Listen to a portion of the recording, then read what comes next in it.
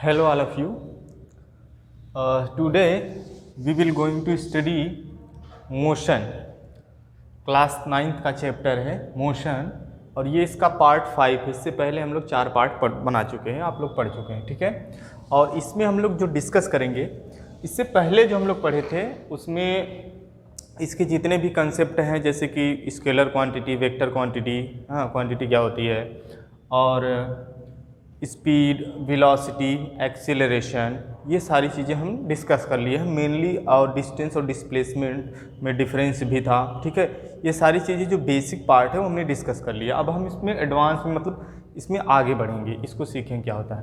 तो अब जो टॉपिक है वो है graphical representation of motion. Topic का नाम है ग्राफिकल रिप्रेजेंटेशन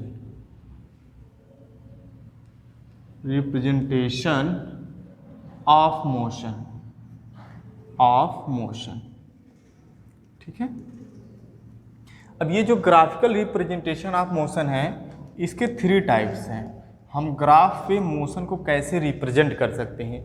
अभी देखो, आप लोग ये समझने की कोशिश करो कि जो फिजिक्स है, फिजिक्स का जो लैंग्वेज है, language of physics is the mathematics is the language of physics. जो मैथ है वो फिजिक्स की लैंग्वेज है। विदाउट मैथ आप फिजिक्स को कंप्लीट तो नहीं समझ सकते, ठीक है। तो अब ये जो ग्राफ है वो मैथ का एक पार्ट है, मतलब ये भी एक लैंग्वेज है। तो लैंग्वेज हमको क्या बताता है, हम लैंग्वेज से कम्युनिकेशन कर सकते हैं, लैंग्वेज के थ्रू कम्युनिकेशन होता है।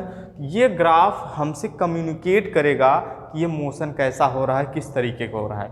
तो कम्युनिकेशन करने से पहले हमको ग्राफ को जानना पड़ेगा, वो कम्युनिकेशन मेथड समझना पड़ेगा, ठीक है। तो हम यहाँ पर ग्राफ को समझेंगे कि ग्राफ पर मोशन को कैसे रिप्रेजेंट करते हैं, किस तरीके का ग्राफ हो तो क्या रिप्रेजेंट करेगा, और तरीके का ग्राफ हो तो क्या रिप्रेजेंट करेगा, ठीक है। ग्राफ को देख कर ही मोशन के कैरेक्टरिस्टिक्स को समझ लेना, ठीक है। समझ लेना ही क्या है, ग्राफिकल रिप्रेजेंटेशन ऑफ मोशन। तो ये 3 टाइप्स के हैं। These are 3 types. First is distance time graph. Distance time graph, ठीक है, distance time graph। और सेकंड है आपका velocity time graph, velocity time graph। Third is acceleration time graph, acceleration time graph, ठीक है। ये 3 नाम हैं। इन तीनों को हम बारी बारी से स्टडी करेंगे। तो फर्स्ट ऑफ ऑल हम लोग स्टडी करते हैं डिस्टेंस टाइम ग्राफ। बाकी 2 को हम इरेज कर दे रहे हैं, आगे लिखेंगे बाद में। तो ये फर्स्ट है हमारा डिस्टेंस टाइम ग्राफ, जिसको हम स्टडी करने जा रहे हैं। अब देखो, यहाँ पर डिस्टेंस के प्लेस पर एक और नाम आ सकता है जिसको बोलते हैं हम लोग डिस्प्लेसमेंट। यहाँ पर डिस्प्लेसमेंट भी हो सकता है, डिस्प्लेसमेंट। इसका अदर नाम हो सकता है डिस्प्लेसमेंट टाइम ग्राफ। बुक में डिस्टेंस टाइम ग्राफ ही लिखा है, बट अगर ये जानते रहेंगे तो कंफर्टेबल होगा समझने में। अब देखो, जो ग्राफ होता है, हम लोग ग्राफ में पढ़े कि एक्सिस होती हैं। तो एक्सिस जो लेते हैं, कार्टेशियन सिस्टम होता है मैथमेटिक्स का, इसमें एक्स एक्सिस है और ये वाई एक्सिस है। तो जब भी हम ग्राफ प्लॉट करेंगे, इसमें हम 2 एक्सिस लेंगे, एक्स एक्सिस और वाई एक्सिस। तो एक्स एक्सिस पे हमेशा क्या आएगा, टाइम। एक्स एक्सिस पे क्या आएगा, टाइम। और वाई एक्सिस पे आएगा डिस्टेंस या डिस्प्लेसमेंट। क्या आएगा, डिस्टेंस और डिस्प्लेसमेंट, ठीक है। अब टाइम को हम रिप्रेजेंट करते हैं बाय स्मॉल टी, डिस्टेंस या डिस्प्लेसमेंट को रिप्रेजेंट करते हैं बाय स्मॉल एस। अब देखो, टाइम और डिस्टेंस को हमने रिप्रेजेंट तो कर दिया एक्सिस पर इस रिप्रेजेंटेशन का मतलब क्या है। This is the origin. ये क्या है, ओरिजिन। जब ओरिजिन से हम एक्स एक्सिस पर बढ़ेंगे, ओरिजिन से कहाँ बढ़ेंगे, एक्स एक्सिस पर बढ़ेंगे, तो इसका मतलब हो गया क्या बढ़ रहा है, टाइम। जैसे जैसे हम आगे बढ़ेंगे टाइम बढ़ेगा, और रिवर्स आएंगे टाइम घटेगा, तो ऐसा पॉसिबल नहीं होगा, क्योंकि टाइम कभी कम नहीं होता, हमेशा क्या करता है, बढ़ता है, ठीक है। इसलिए एक्स एक्सिस पर हम रिवर्स नहीं आते, हमेशा फॉरवर्ड जाएंगे। अब वाई एक्सिस पे क्या होगा, जैसे हम ऊपर जाएंगे तो क्या होगा, डिस्टेंस या डिस्प्लेसमेंट बढ़ेगा, और नीचे आएंगे तो डिस्टेंस और डिस्प्लेसमेंट कम होगा। क्लियर। ये हो गया रिप्रेजेंटेशन। अब इसमें जो फर्स्ट टाइप का ग्राफ है, फर्स्ट काइंड ऑफ ग्राफ, वो हो गया, यहाँ हम टाइम ले ली, यहाँ पर डिस्टेंस या डिस्प्लेसमेंट। क्लियर? अब ये हो गया ग्राफ, हमने ड्रा कर दिया।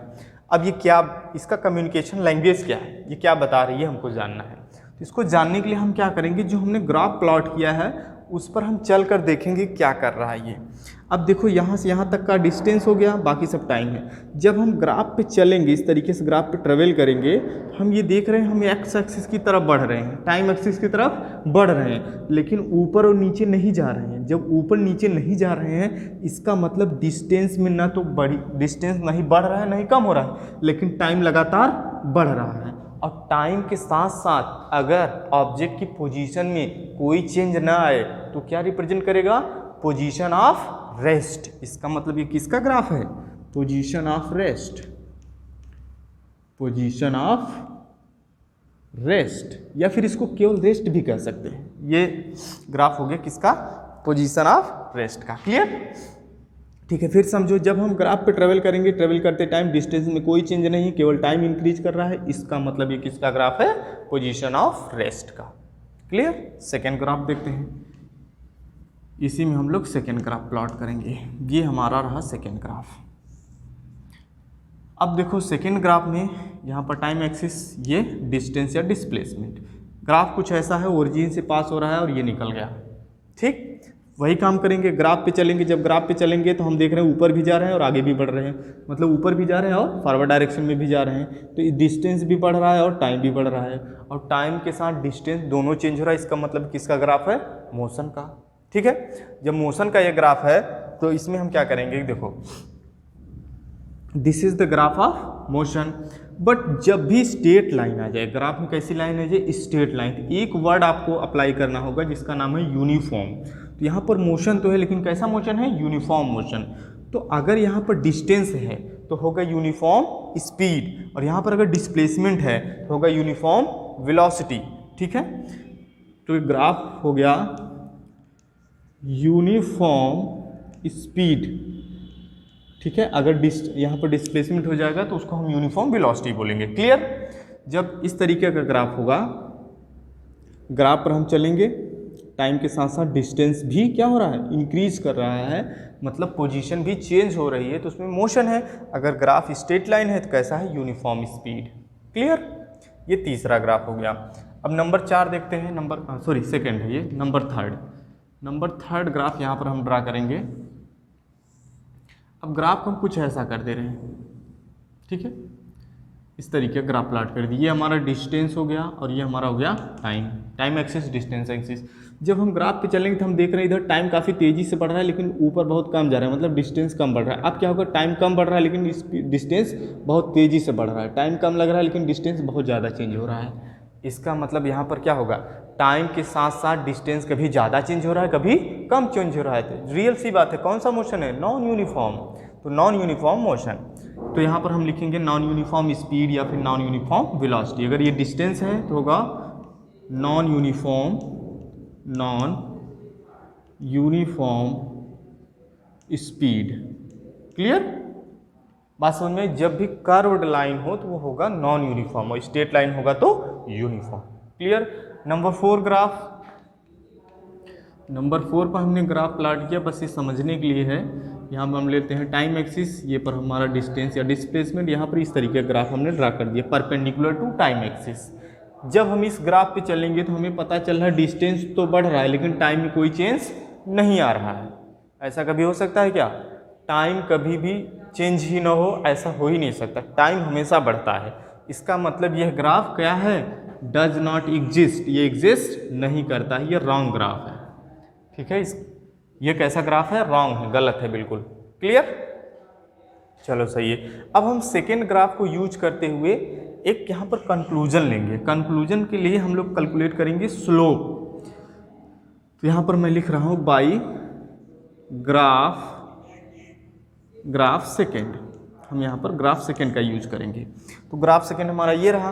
तो अगर इस ग्राफ पे आप देखो और यहाँ से हम एक डॉटेड परपेंडिकुलर ड्रा कर दें, किस पर, टाइम एक्सिस पर। किस पर ड्रा कर दिया हमने, टाइम एक्सिस पर। तो ये परपेंडिकुलर ड्रा कर दिए थे, हमको क्या बन गया, राइट एंगल ट्रायंगल बन गया। तो अब देखो यहाँ से यहाँ तक की जो लेंथ है ये किसके पैरेलल है, डिस्टेंस या डिस्प्लेसमेंट की। तो ये लाइन क्या रिप्रेजेंट करेगी, डिस्टेंस या डिस्प्लेसमेंट। तो क्योंकि यहाँ से यहाँ तक जा रहा है तो एक इनिशियल पोजीशन होगा, दूसरा फाइनल पोजीशन होगा, तो चेंज होगा। और चेंज को हम किससे रिप्रेजेंट करते हैं, डेल्टा से। यहाँ लिखेंगे डेल्टा एस, मतलब चेंज इन डिस्टेंस या चेंज इन डिस्प्लेसमेंट।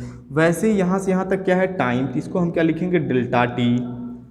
क्लियर, तो ये चीज़ हो गया। अब जो स्लोप होता है, जो हम कैलकुलेट करते हैं स्लोप, तो स्लोप होता क्या है, slope is equal to perpendicular divided by base.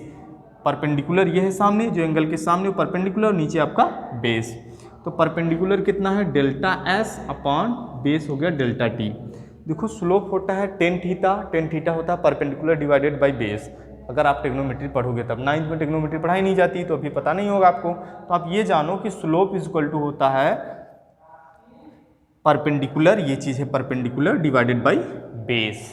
Clear, तो स्लोप, अब देखो परपेंडिकुलर डिवाइडेड बाई बेस क्या गया, change in distance upon time interval. तो वो चीज़ आ गई आपकी वेलोसिटी या फिर स्पीड। जब स्पीड आ गई इसका मतलब ये चीज़ क्या हो गई, इज इक्वल टू स्पीड, यही चीज़ आ गई स्पीड, या फिर इसको हम लिख सकते हैं v। ठीक है, v, और v हमारा क्या है, स्पीड, यही स्पीड या वेलोसिटी है। तो हम यहाँ पर एक नोट लिखेंगे, इंपॉर्टेंट पॉइंट है कि the slope of distance time graph is represent speed और वेलोसिटी। क्या लिखेंगे, the slope of distance time graph, distance time graph is represent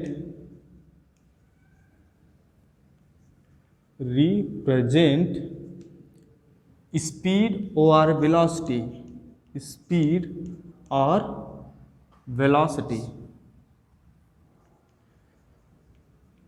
clear, ये बहुत ही इंपॉर्टेंट पॉइंट है। ये हमारा हो गया फर्स्ट ग्राफ, जिसको हम कह सकते हैं ये हमारा डिस्टेंस टाइम ग्राफ। क्लियर, तो डिस्टेंस टाइम ग्राफ में हमने क्या देखा कि एक्स एक्सिस पर टाइम होता है, वाई एक्सिस पर डिस्टेंस या फिर डिस्प्लेसमेंट होता है, जिसको हम एस से रिप्रेजेंट करते हैं, टाइम को टी से रिप्रेजेंट करते हैं, ओरिजिन पर ओ होता है, ओ लेटर, या फिर इसको यहाँ पर सारी वैल्यू जीरो होती है। जब हम टाइम पर चलते हैं, टाइम एक्सिस पर टाइम बढ़ता है, डिस्टेंस पर चलेंगे तो डिस्टेंस बढ़ेगा, डिस्टेंस पर वापस आएंगे तो डिस्टेंस कम होगा। और जब हम ग्राफ पे चलकर ये पता लगाते हैं कि ग्राफ क्या रिप्रेजेंट कर रहा है, जब ग्राफ इस पर हम ट्रेवल किए तो हमको क्या मिला, पोजीशन ऑफ रेस्ट, ये क्या मिला, यूनिफॉर्म स्पीड, ये क्या मिला, नॉन यूनिफॉर्म स्पीड। ठीक है, और ये ग्राफ एग्जिस्ट ही नहीं करता, इसको हम लिख सकते हैं does not exist, DNE, D for does, N for not, E for exist, जो कि एग्जिस्ट नहीं करता। ठीक है, उसके बाद हमने क्या किया कि सेकेंड ग्राफ का यूज करके हमने स्लोप निकाला सेकेंड ग्राफ का, तो उसमें हमको क्या मिल गई, स्पीड। तो जो ग्राफ होता है, कौन सा ग्राफ, डिस्टेंस टाइम ग्राफ, क्या रिप्रेजेंट करता है, the slope of distance time graph is represent speed और वेलोसिटी। क्लियर, तो इस वीडियो में हम केवल ये इसको डिस्कस किए, किसको, डिस्टेंस टाइम ग्राफ को। नेक्स्ट वीडियो में हम इसका सेकेंड दोनों पार्ट डिस्कस करेंगे, जिसमें है कि वेलोसिटी टाइम ग्राफ और एक्सेलरेशन टाइम ग्राफ। ठीक है, तो थैंक यू।